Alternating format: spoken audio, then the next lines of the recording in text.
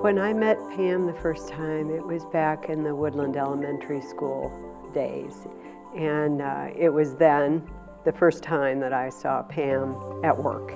And she was very strong, very effective even then. She grew up in a home where community service was important. She learned that early on. And so as soon as she reached adulthood, she began to do her part for the community.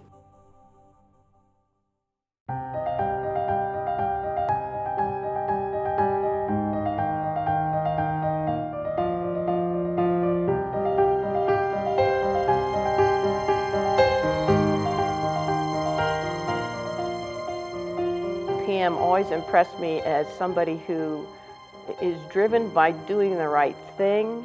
Pam's not an ego person. Pam wants to bring out the best in others around her and is very good at it. She made great connections between people with a philanthropic motive and people who had need. Some people are more concerned with doing something nice for themselves, but not Pam. Pam works with people regardless of who they are. Pam treats you well and can communicate with you well. When Pam agrees to do something, especially if it's serve on a board, the organization can count on her. They can count on her work, they can count on her wisdom, they can count on her loyalty. I think she grasps ideas and looks for solutions. She gets a handle on it.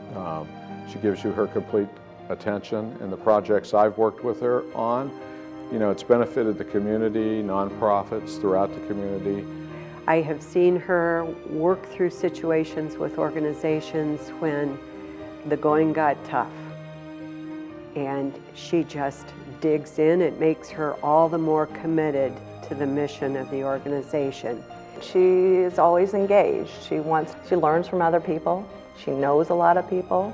In fact, my sister and I laughed about the fact that she probably knows more families and the history of families and who all goes together in this community than any of us do, or those that even grew up here, because she is attentive to that and interested in people. She's so professional and doesn't make anything personal. I mean, when you're on boards, you may disagree with things, but she's always positive and tries to work through any problems. And she's dedicated and she's looking for the good in everything. She was involved in the community a lot when we were younger. She worked for MT, which was Mansfield Typewriter at the time. She worked part-time, but then she filled a lot of her other time on boards and volunteering in the community. She really worked well with the rest of the employees at MT Business Technologies. It takes somebody with a lot of talent and a lot of determination. We never had a customer that didn't like what she recommended. That's a rare talent in a marketing person. She's one of those rare people that could transition from Mansfield Typewriter to being sort of a full-time community service person while she was going to school. And then community service became her vocation when she went to work for the Richland County Foundation. She made the Richland County Foundation really stand out in the community, and she worked well with all the agencies that looked to Richland County Foundation for support, and she really set some new standards there. She really took a very strategic approach, but effective approach to bringing more women into the foundation, and not only to the board, but she did it smartly by putting women on committees and then working their way up through committees till they were actually board members at the foundation. She transformed it to an organization that really is there for everyone in the community. There is a role for everyone to play in the Richland County Foundation, and that is just as true today, maybe even more so today than when she left office, but there's something very inclusive about her style. My mom was really involved in boards as I was growing up. She worked part-time, and she was also on a number of boards in the community and volunteering. But then when she was hired to be head of the Richland County Foundation, she had to step away from those boards. There was a conflict in funding some of those organizations. And she'd really enjoyed that time that she had, but it also gave her knowledge of what was available and what was happening in the community. And once she left and retired, she then went back and immediately got on different boards: Children's Services, the Third Street Clinic, an advisory board for Ohio State. She tutors. She helps with kids in the community.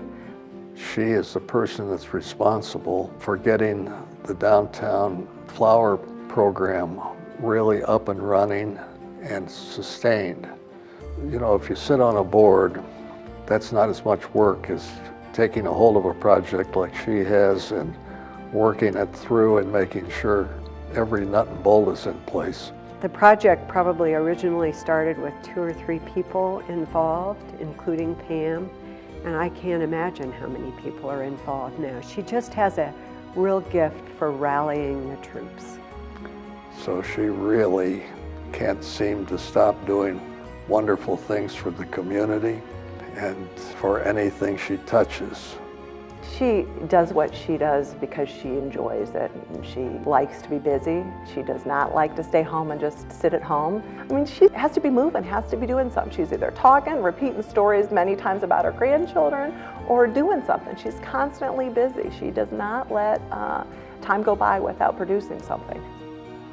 At this point in her life, she still wants to be engaged and to learn about other people and help other people. I think she's most deserving of that. She goes out of her way to contribute to our community. She led my generation of young women forward into our now equal roles in work life, family life, the conflicts that those two can bring, and participation in the community.